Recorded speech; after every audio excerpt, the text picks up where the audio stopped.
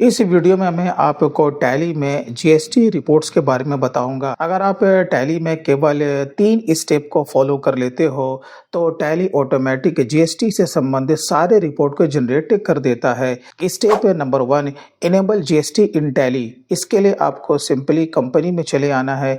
यहीं पे आपको फीचर्स में चले आना है। इनेबल जीएसटी को आपको यस कर देना है। रजिस्ट्रेशन का डिटेल्स है आपका स्टेट, रेगुलर एंड यहाँ पे यूनियन टेरिटरी से बिलोंग करते हो या फिर नहीं, आपका जीएसटी का नंबर, जीएसटीआर 1 का रिटर्न क्वार्टरली या फिर मंथली। यहाँ पे सिंपली कनेक्टेड जीएसटी डिटेल्स में आपको अपने जीएसटी के पोर्टल का यूजर आईडी यहाँ पे ऐड करना है। मोड ऑफ फाइलिंग ईवीसी या फिर डीएससी। हम टैली से ही ई इनवॉइस को जनरेट कर सकते हैं। हम टैली से ई वे बिल भी बना सकते हैं। तो आपको सिंपली इसे यस से कर देना है और आपको एक्सेप्ट कर लेना है। देन यहाँ पे कंट्रोल ए से आपको इसे सेव कर लेना है। स्टेप नंबर 2, हमें मास्टर को क्रिएट करना है। इसके लिए आपको मास्टर में क्रिएट में चले आना है।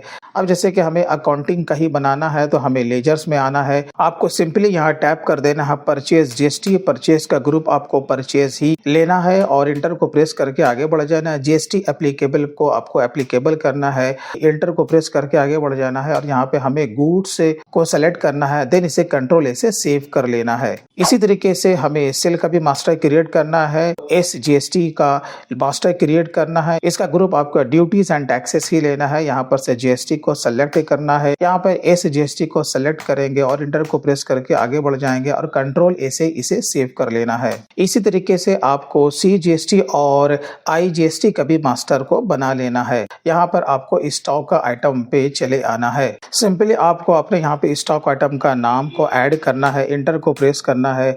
यहाँ पर से आपको ग्रुप को सेलेक्ट करना है। इसका मेजरमेंट आपको यहाँ पर से सेलेक्ट कर लेना है। देन इंटर को प्रेस करना है। जीएसटी एप्लीकेबल करना है। स्पेसिफाइड डिटेल शेयर को यहाँ पर से सेलेक्ट करना है। इसका HSN कोड आपको यहाँ पे ऐड करना है। यहाँ पे स्पेसिफाइड डिटेल शेयर को अगेन सेलेक्ट करना है।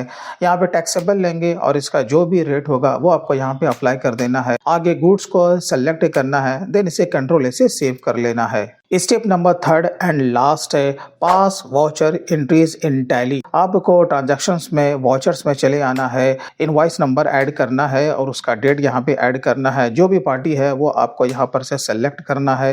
कंट्रोल ए यहाँ पर से परचेज जीएसटी को सेलेक्ट करना है। यहाँ आपको स्टॉक आइटम को सेलेक्ट करना है और उसका क्वांटिटी और रेट को आपको अप्लाई करना है। जीएसटी है वो आपको अप्लाई कर देना है। इंटर को प्रेस करते हुए आगे बढ़ जाना है और इसे एक्सेप्ट कर लेना है। इसी तरीके से आपको debit note, credit note, export, import, जिस भी तरह का ट्रांजैक्शंस को आपको टैली में केवल वाउचर एंट्री को पास करना है। अब रिपोर्ट देखने के लिए आपको सिंपली गेट ऑफ टैली में चले आना है।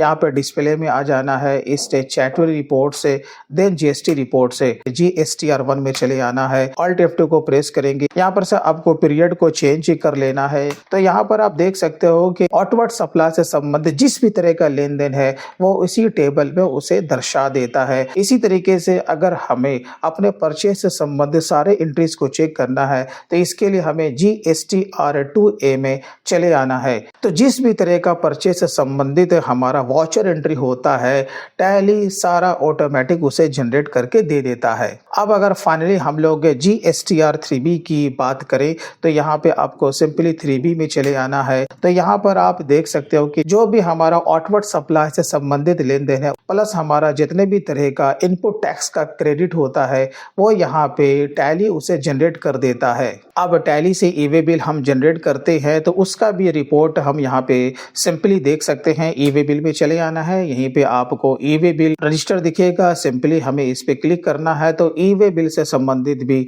सारा रिपोर्ट यहाँ पे जनरेटेड है। इसके साथ साथ हम इनवॉइस मैनेजमेंट सिस्टम जो कि जीएसटी के पोर्टल पे हम जाकर के एक्शन लेते हैं वो हम टैली में रह करके ही कर सकते हैं। इसके लिए हम इनवॉइस मैनेजमेंट सिस्टम को भी यहाँ पे यूज कर सकते हैं। तो आपने देखा कि टैली में हमें केवल इस 3 स्टेप को फॉलो करना है और टैली हमारे जीएसटी से संबंधित सारे रिपोर्ट को क्विकली जनरेट कर देता है।